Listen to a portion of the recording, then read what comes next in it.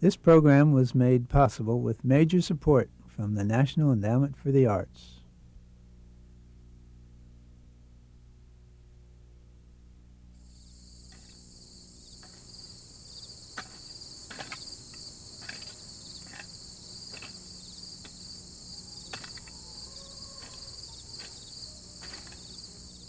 Swiss is a little different than the Germans. You talk to German sometime, and then talk to Swiss and see if you know the difference in it. Heili, heilo, heili, heilo, wie uns geht's immer, wie länger, wie schlimmer. Heili, heilo, heili, heilo, wie uns geht's immer so. Oh, the lebbed Augustine, Augustine, Augustine, oh, the lebbed Augustine, alles ist so.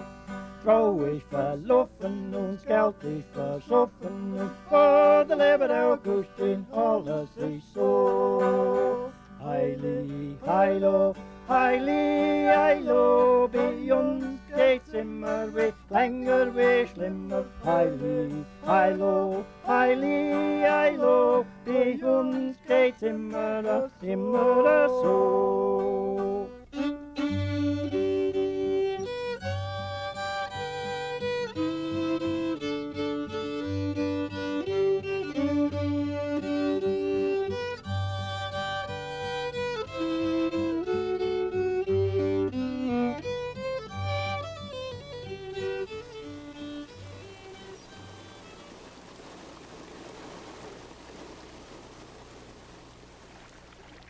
Guten Morgen, ich bin der Fernand Bürki und ich war geboren gerade über den Hügel da, etwa 2 Meilen von Helvetia.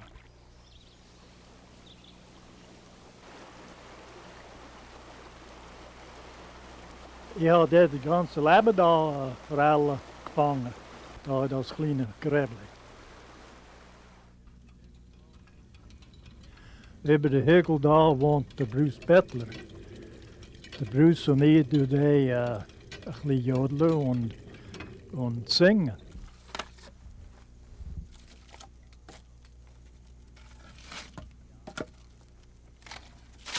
Ja, das ist Birkenholz und wir brauchen das in der Hütte, weil es ist ohne Strom.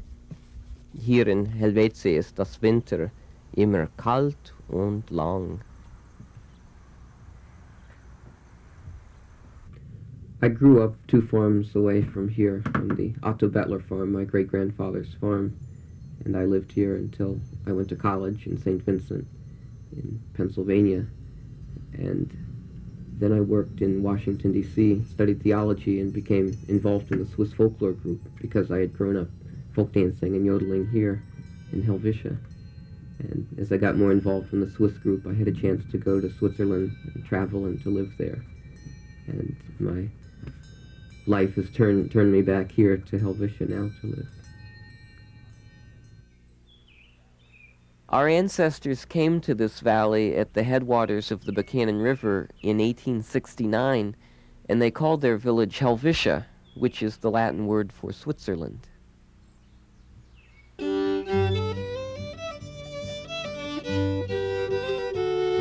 The early settlers left Switzerland and set sail from Europe to New York City, and from New York City they took a train southwest over 400 miles to central West Virginia in the Appalachian Mountains. Then they proceeded on foot for the last 60 miles into this valley, which is now Helvetia, where their descendants still live. My father got so homesick that when I was 5, we had to come back to Helvetia. My great-grandfather came from Switzerland. My great-grandpa come across in 1886 from Bern, Switzerland. My mother's people also came from Switzerland. Then when she came, she got on the boat. She had 2 little girls. And when she got on the boat, she noticed she didn't have her trunk. So she gathered up the little girls and off she took. And the next day she started out again, trunk and all.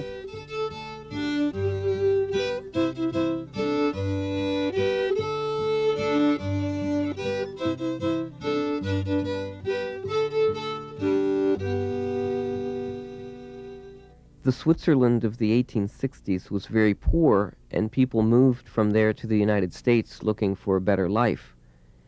Several of them were tricked into settling in Helvetia by Charles Lutz, a bilingual land agent who was able to sell them deeds which he didn't himself own, and thus the farmers had to pay twice for their land. But once they got over this initial disaster, they managed to establish a rather successful farming community.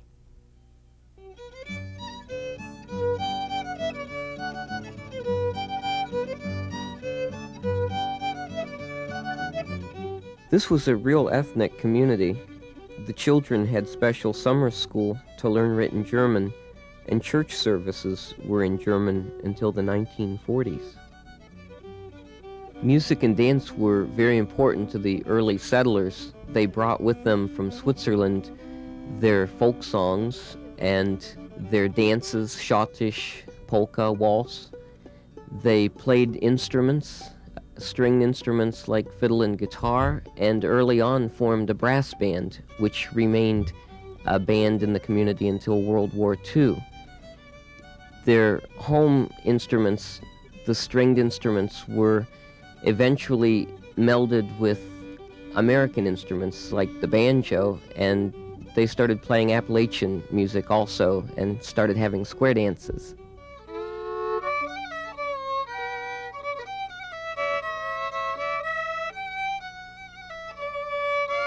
There was a movement from the 1800s to the 1900s from being a purely 19th century Swiss village to a 20th century Swiss American village.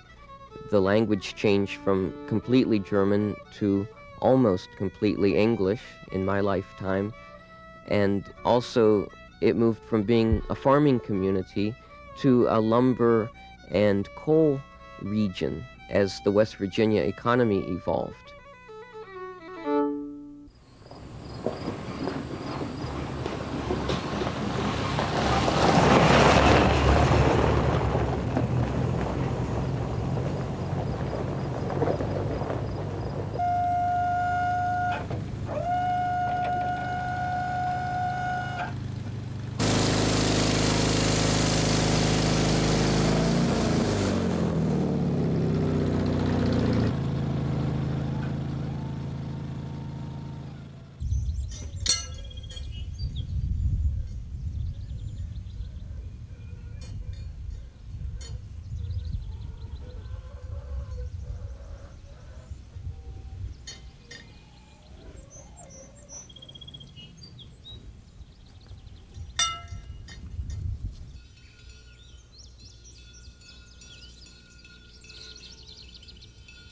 Some of the farmers around Helvetia still make Helvetia cheese.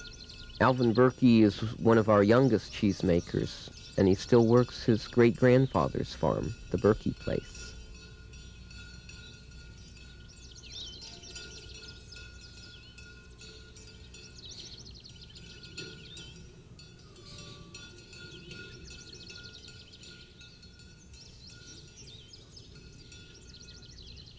John Berkey and Mr. Teicher had a large cheese house in Helvetia in the early days of the village, where they produced large 16-inch cheeses, round cheeses. And their nephew Ernest had a cheese house on the Berkey farm where Alvin now lives, which produced first round and then smaller square cheeses.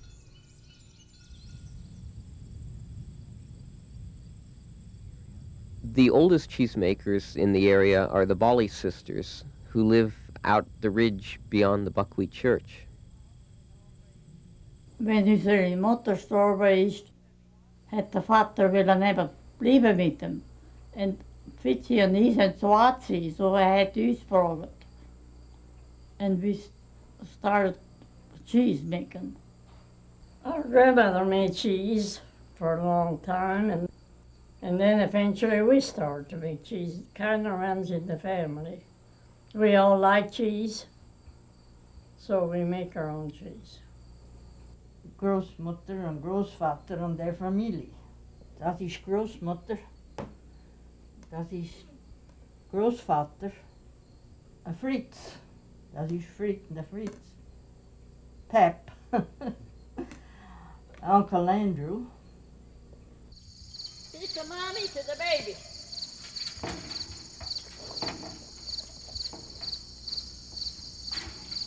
Come on, Pansy. Come on, Susie.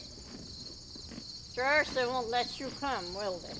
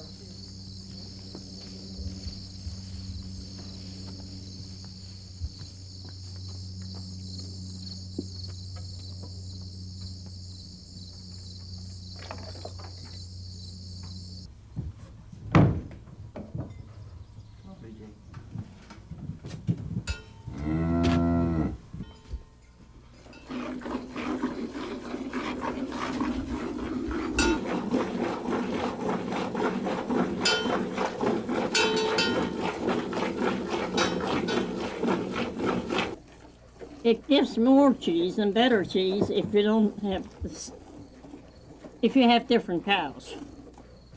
Some cows give more cheese than others, and some give more butter, richer cream.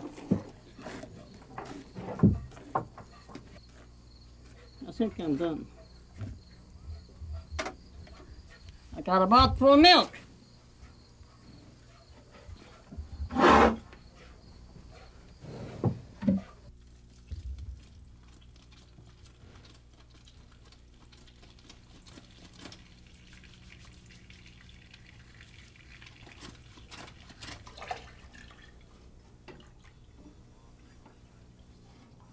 My mom taught me how to make it here at home in the small kettle in the kitchen.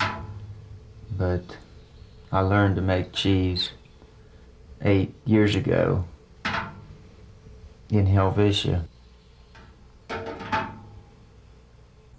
That's the cheese rennet. That's what you put in to make it thick. To make it clever. Oh dear, I don't.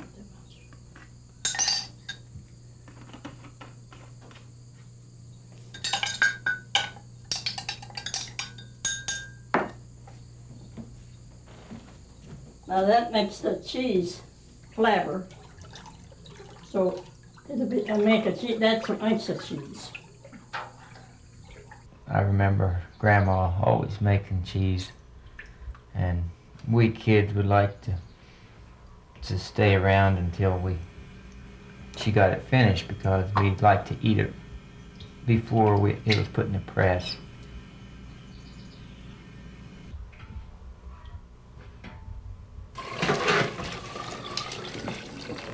It wanted to come too.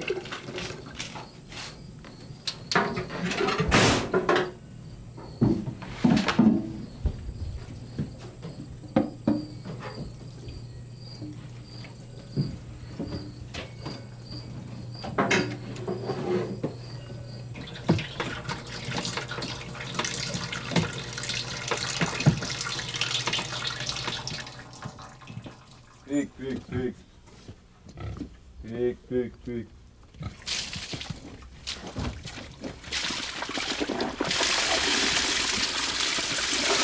We try to keep 2 pigs on hand at all the time to eat the extra scraps that we have, and to drink the cheese milk that we have. We like to raise our own pork and have our own sausage and our own tenderloin. We cure our own hams too.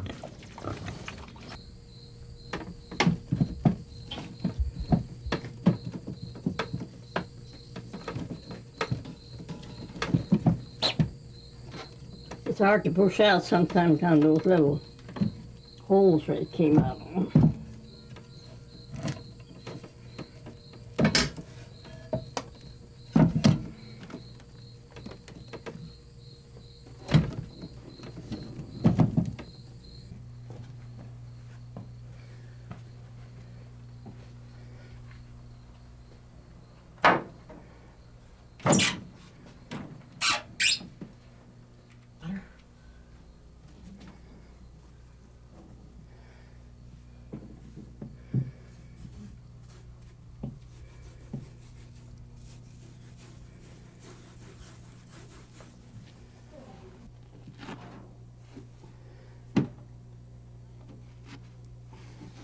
We like to see this mold on them, then we know they're ripening.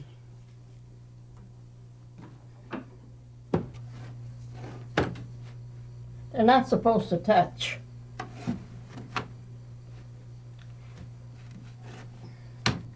These are going to be Heidi's tomorrow, the next stage after. The cheese making process that I know was brought to Helvetia with my great-great-grandparents when the first settlers first came here. I guess there's been several thousand cheese cured in this basement. Food is the soul of this place. The first thing you get when you go someplace is food. You go visit your neighbor, it's sit down, have a piece of pie, sit down, have a Hoseblatz, sit down, have a donut, sit down, have a hunk of cheese, have a glass of wine, which was awfully nice when they finally got wine out of the basement. It used to be that when you went anyway, just the men were invited down in the basement. You went down to see the canned goods that the women did, or you went down to see the new furnace. But actually you went down to sit at a little table down there and have a glass or two or three of elderberry wine or grape wine or whatever. But anyway, food is the soul of this place. Bring that Gee, wine. look what Jenny's bringing. Wow. There you are. But you have to open it. Fern, you can open it, huh? Help yourself. Put your fiddle away. Give me your fiddle there. Fiddle, don't touch the hair on that. He knows enough about that. Where'd this come from? This came from up on the hill. Charlie Chandler. Charlie Chandler is donated courtesy of him. He Okay. donated this to the Boy, Berkey brothers He 2 weeks ago. So with the Peter. Hey! There went the korka. Yeah, boy. E-schenken. Doe e-schenken. Yeah? Ja. All right. Weißt du, was e-schenken is? E-schenken, no, wat van... E-schenken means pour. Oh. E-schenken. Yeah. With the hout full? No. No, fill it all the way. The whole full. This table is one of the first pieces of furniture in Helvetia, along with this wonderful chair. If you could get a close-up of the top of this table, you would see that it is all cut up and split and bent, stained. It's a wonderful table. It was the wine table down in the Agather basement.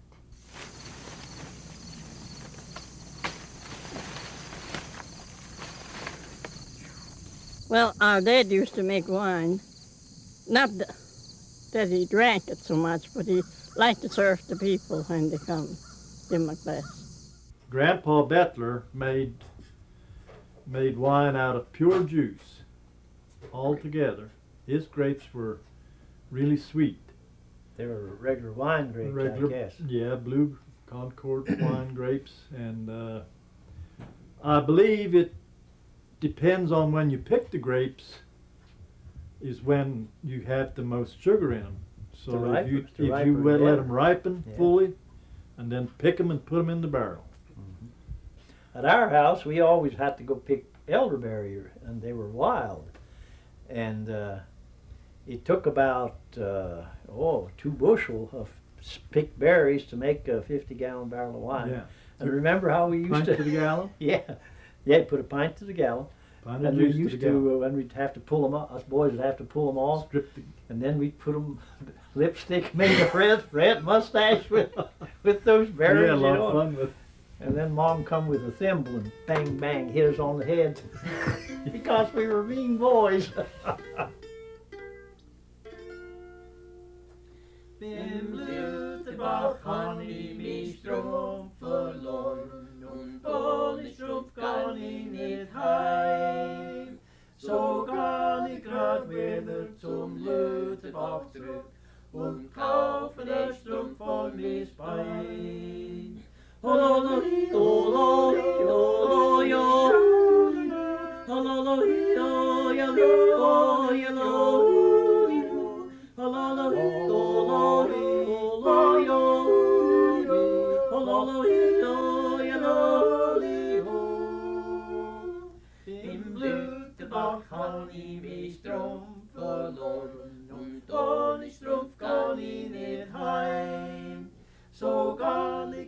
kehre zum Lutherbach zurück und kaufe den Strumpf von mis Bein. Hololoi, holoi, holoi, holoi, holoi, holoi, holoi, holoi,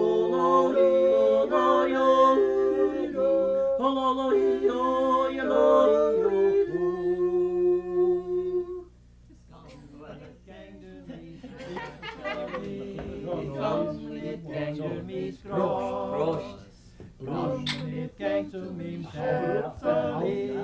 oh, God, so flink that the yo, yo, Lord, yo, Lord, yo, Lord, yo, Lord, yo, Lord, yo, Lord, yo, Lord,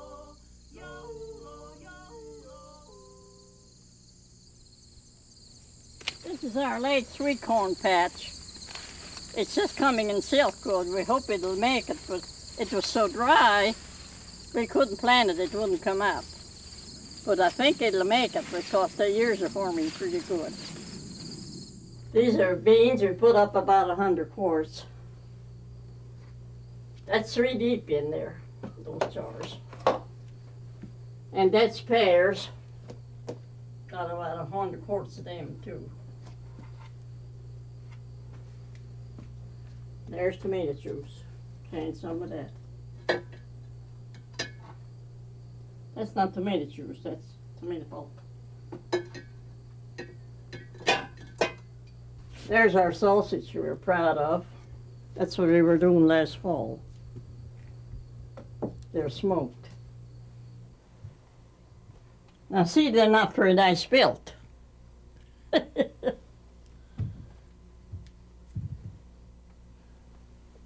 Just so to keep. We used to have corn for silo. We used to plant, we get 50, 60 bushel of potatoes.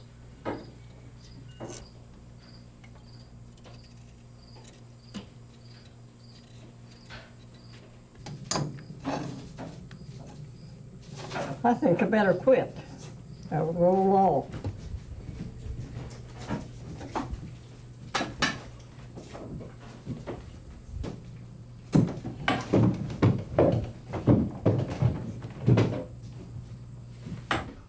Segne Vater diese Speise, uns zur Kraft und dir zum Preise. Amen. Yeah, Papa asked, if he could come along with the accordion in Sunday school and church. And old John said, no, can't do that because you use that to play for dances. Dat is zo'n goede man. Ja. Zo'n goede man. Diese war aber gut. Oh, zo'n goede man. Yeah. Yeah. But like Pop said, whenever Pop got done criticizing, he always said, but he is a good man. Yeah. These funny little incidents, they come and go. You think of them and then maybe 2 or 3. Well, that's where you get them funny mookas you have. Now you see how she treats me? You know what a mooka is?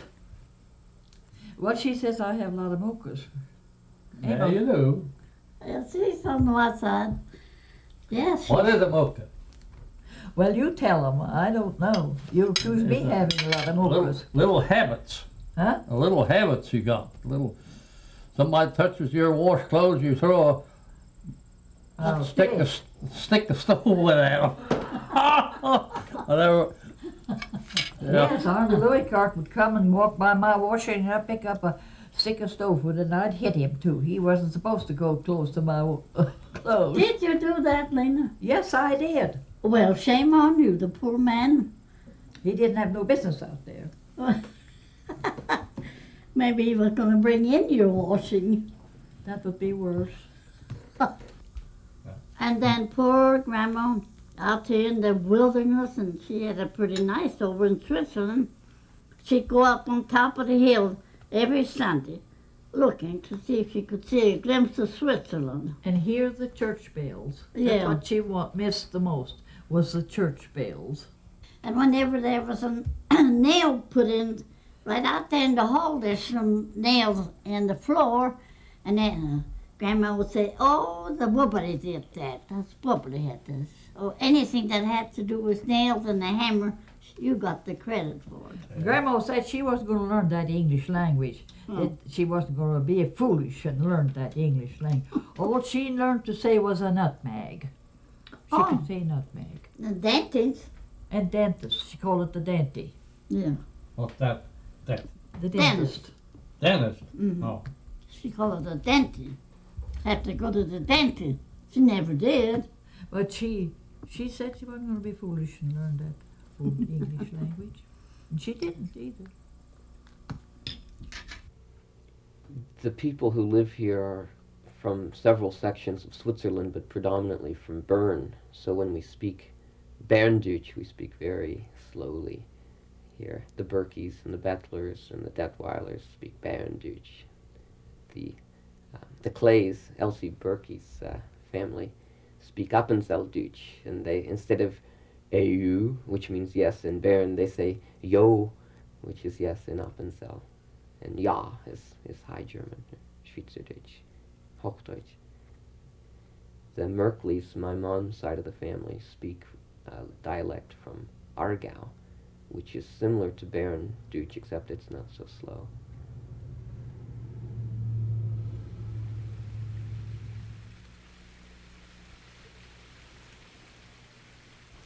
My grandmother and grandfather came to this country from Großhofstetten in Switzerland.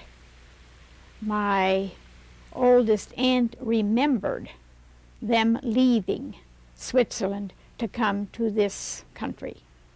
My father was the first baby boy that was born at Helvetia after the family came here. He lived here all his life. Sing trololio, lio, lio, lo. Sing trololio, lio, lio, lo. Sing trololio, lio, lio, lo. Sing trololio, lio, lio, lo.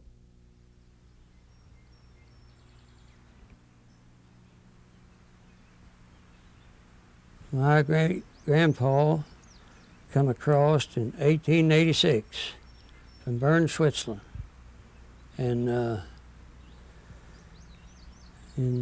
settled here in Adolf.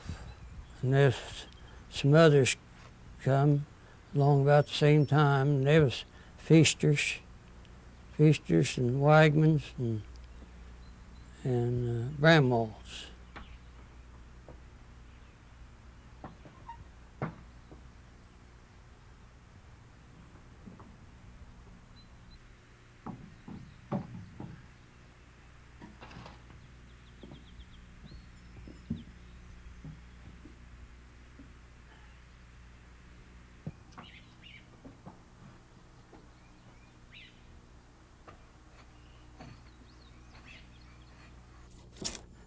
I don't know how old this shaving horse is. My grandpa Rush made it, and then my dad, he used it all the time, and then when I got big enough, I got to using it. But it's made a lot of handles, and so if I'm whittling on a piece of wood here now, I start to make a hammer handle. That's what I'm whittling on now. Way back when this barn was built, there's a lot of Swiss people around here, and they all got together, and that's how they got the locks up. They all helped each other, and that's how the barn got built. Just people helping each other. My dad told me that he hewed on these logs when he was 7, 8 years old. We growed oats and buckwheat all over that hill there, and corn, everything. We growed up there again that hill.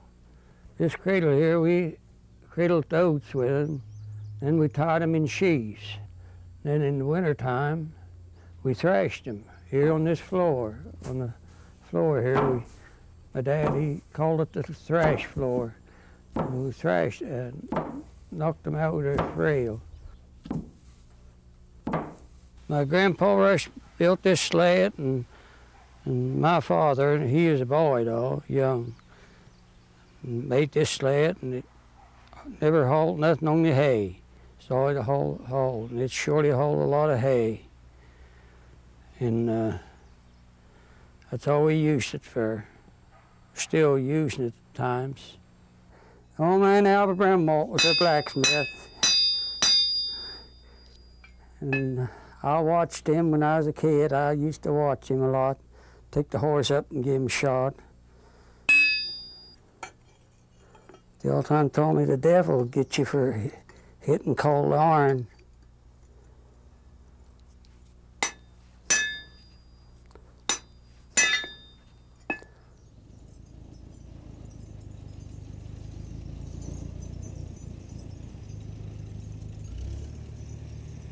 My dad, he was raised here in Adolph. And then got acquainted with my mother over at Helvetia, and they got together and they got married. One of the true sons of Helvetia was Walter Agather. Walter was worked with the ambulance service during World War I in Europe. But he was also a very fine photographer and did the many photographs of early Helvetia and the scenes and the family gatherings that most of them around the turn of the century. And we are most fortunate to have a complete collection of Agather's, the old glass plates, and also many of the glass plates have been developed for us, and many very fine photographs of early Helvetia scenes and people. This is a woven coverlet. We think one of the first pieces of weaving in Helvetia. And this is a door from apparently a small cupboard. Mr. Lehman came from Germany. He was one of the German descendants of here. And he had 3 daughters, and when they got married, he was kind enough to paint the interior of their living room walls.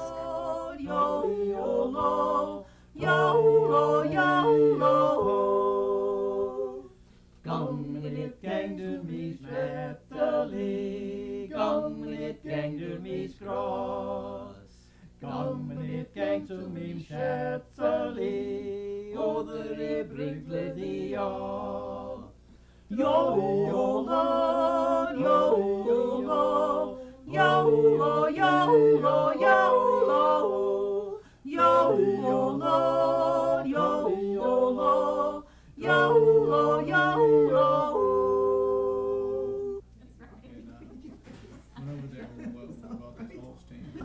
Oh, we're getting ready for break. Well, I hope you didn't think you were starving. Well, I figured, all right, anything famine here. Oh, does that look good? I know. Yes.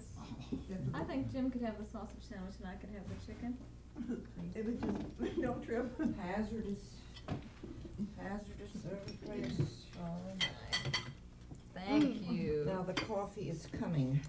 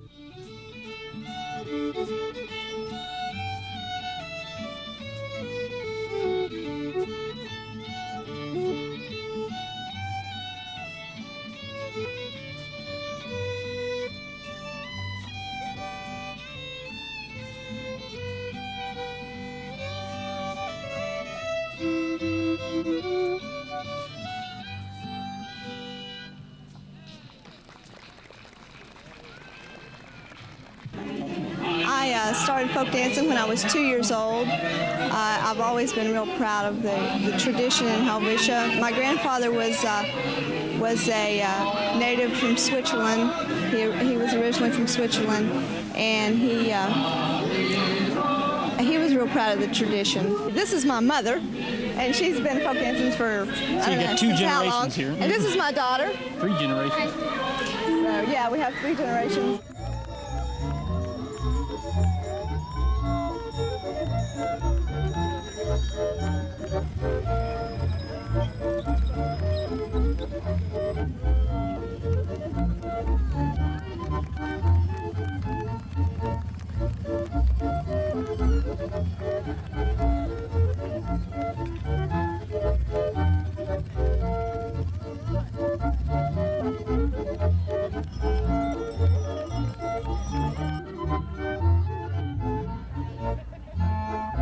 Helvetia has always danced. There's always been dances, even if it was square dances on Saturday nights. When I was a kid growing up, every Saturday night, it seemed like, or Friday night, there was a dance at the Helvetia Hall. And dancing is one of the ways that we could keep the heritage of our people and ancestors that came from Germany and Switzerland to settle in Helvetia. And it's just a nice place to be from, and I wouldn't change it for anything in the world.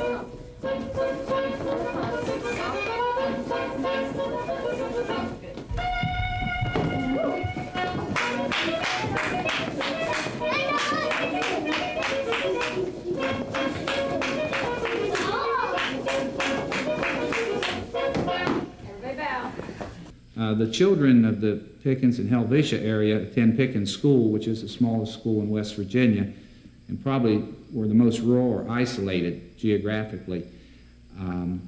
This is the 11th and 12th grade social studies class that, at this time. We have 4 full-time teachers, K through 12. This is a K through 12 school with approximately 50 students. The reason we're so small is there's no viable alternative. The roads and the geographic location of Pickens, there's just no other possibility to get education to these children. They have to be educated here because it's just not humane to bus children out of here. It's really important that we have the school there for the children and for the community. The schools go out, your post office is going to go, your stores are going to go, and churches also going to be bad. And then it's better, I think, for the children. Sit still, honey. For the children all around. You know, even the adults, they have more time than at home. And it's just not right without a school in your community. My great-grandfather came from Switzerland when my grandfather was 11 or 14 years old. And they settled in Ohio, Dover, around Dover, Ohio. And then in later years, they moved here to Helvetia. And they lived up here on the farm. He had a family of several children. Was there something else? Zumbos were talented. Some of them were gunsmiths, like Norman Zumbaugh was a gunsmith, and then he had a brother who was a clockmaker and a carpenter. One was a carpenter.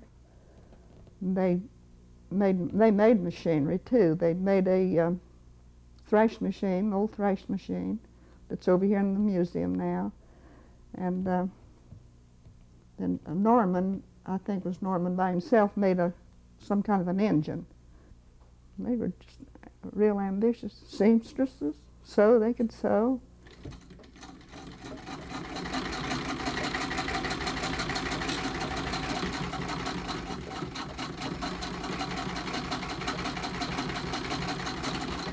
This is one of my pride quilts. These dates on here, 1924. I think that they must have started at that time. Then they have 1940 and probably finished by then.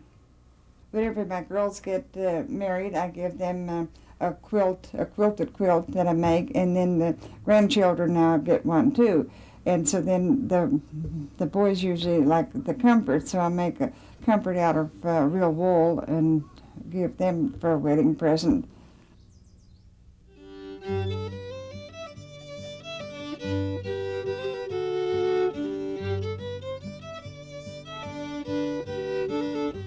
I need to use it for 3 weeks on the back. Doesn't show very good that way, does it? Yes.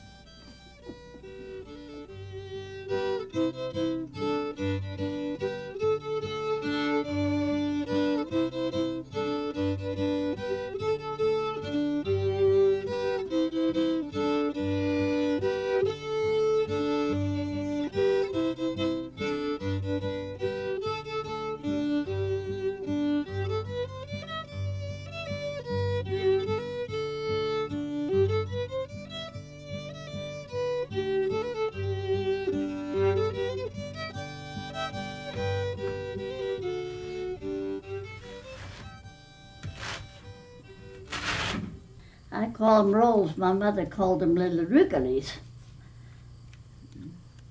She carved my land way into the night, and she had a whole stack of them then. And you have to make a comfort. Ich bin ein Schweizer Knabe und auf die Heimat lieb, wo Gott der hohen Hand und wirst die Nightlife lead. Holy, holy, holy, holy, ho, holy, holy, ho, holy, holy, holy, holy, ho. We had one sheep that had great big long wool, and that was my spinning wool every year. And my dad would always say, well now, this is yours. And he'd always put it separate so I could, because all you had to do is mix it up, and it was too bad because you couldn't, the other was clear different. Now see this, a lot of this is very good, and then these little lumps, but this is from the new wool.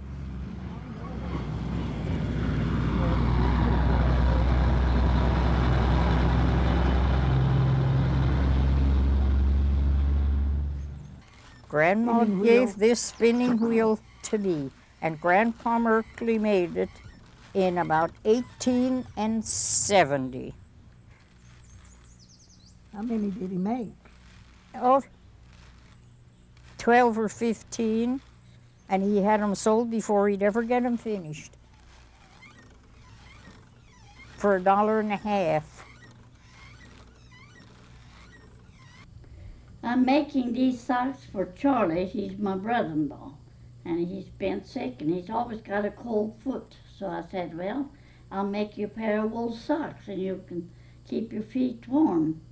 So he liked it, and he wears them to bed every night. Said he has no trouble keeping his feet warm. But I like to knit. In the evenings, I'm never too tired to knit a few stitches. Yeah. I guess I was about 12 when Grandma said, and she'd say it in Swiss, she'd say, you come and sit down here now. She said, you can do it. And I didn't like to sit and spin, but I did.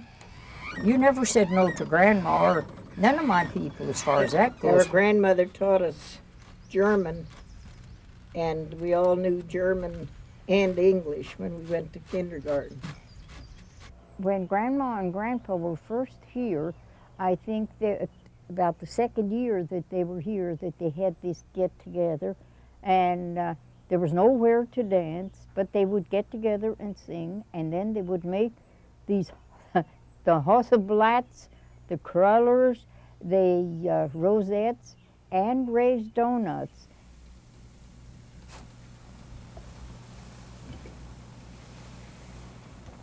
Every Fasnacht, we would, and since 1925, we have made rosettes, crullers, and Hosselblatts, and raised donuts, and would take them to the hall, and different ones would bring in food like that, and we'd all have a celebration.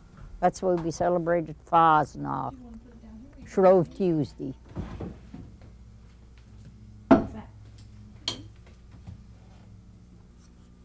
But I have to get a newspaper. Oh, so I'll get it for you. Okay, get a newspaper and then you put a paper top on top. They're just perfect. Here, taste it. Hold it. I got. Want to taste? Mm-hmm. Hold it. Mm. Yeah, they're cooked in the middle. Fasnacht is always a fun time here in Helvetia because I like to play fiddle for it, and everyone dresses up in masks. And it's the Swiss word for Mardi Gras, which is Fat Tuesday. It's right before Lent begins, and so it's the last chance before you're abstaining from meat products to eat things fried in lard. And so that's why we have the rosettes and the Hossenblatts and the donuts to eat that day. It's very similar to the French Mardi Gras or the Carnival in Rio. It's because Helvetia is not a Catholic community. Most of the people came from Bern and from Zurich. The celebration probably came over with the Catholic family, which was the Merkles. And it's not a pure Fasnacht in that it borrows both from the Fasnacht tradition of Basel and a Winterfest tradition or a winter festival tradition from Zurich. And that's where the old man Winter is hung in effigy and cut down and burnt as a bonfire to chase away the winter. It's not a traditional Fasnacht event, but it's a traditional Winterfest event that takes place about the same time in Switzerland. So it's a mixture of Catholic and Protestant festival at the same time. When I was a little girl here, we always had things to do and to go to. One of the things we particularly liked was Fasnacht, when people dressed up in all sorts of clothing so that others would have to decide who we were.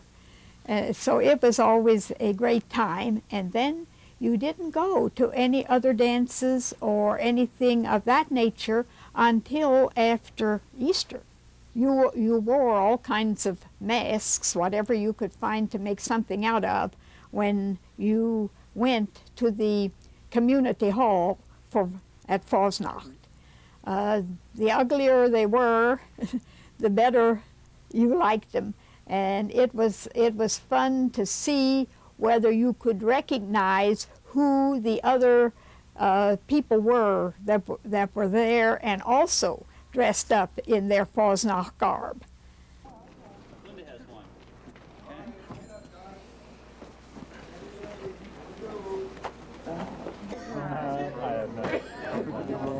Would you like to root around here for a while? Hey, you guys didn't Are we ready? Yes. Yes. All the Latvians.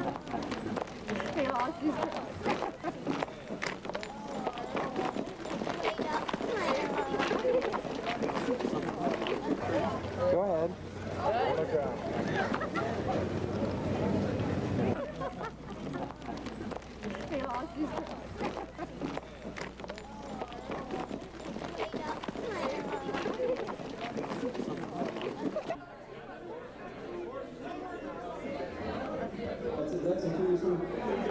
Okay, well, there are a number of costumes here.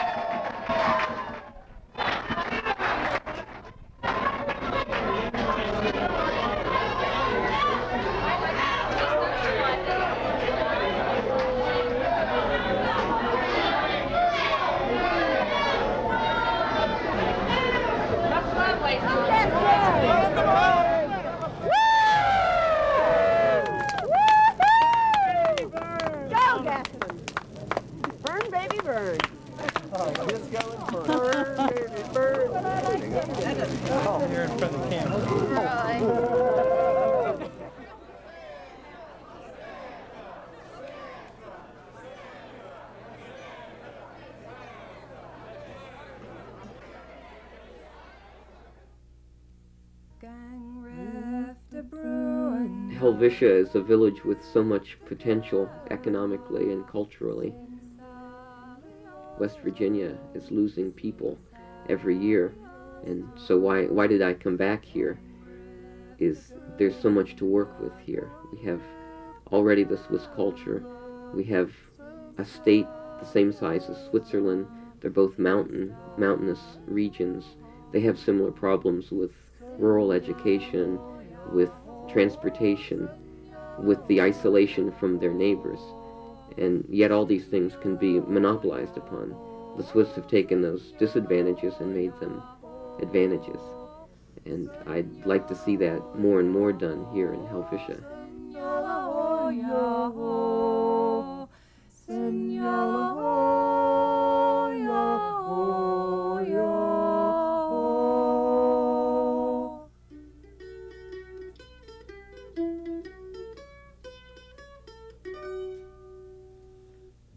Vom Remmis aber dieses lustig, wo's ganze Jahr nie Schnee.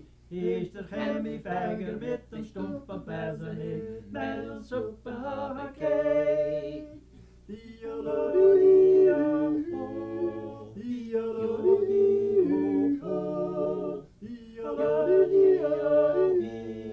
di-o-lo-di-di-o-ho. By the rainy sump it is jolly, where the whole year round it never snows, where the chimney cleaner with his stump broom in the flour soup down fell. The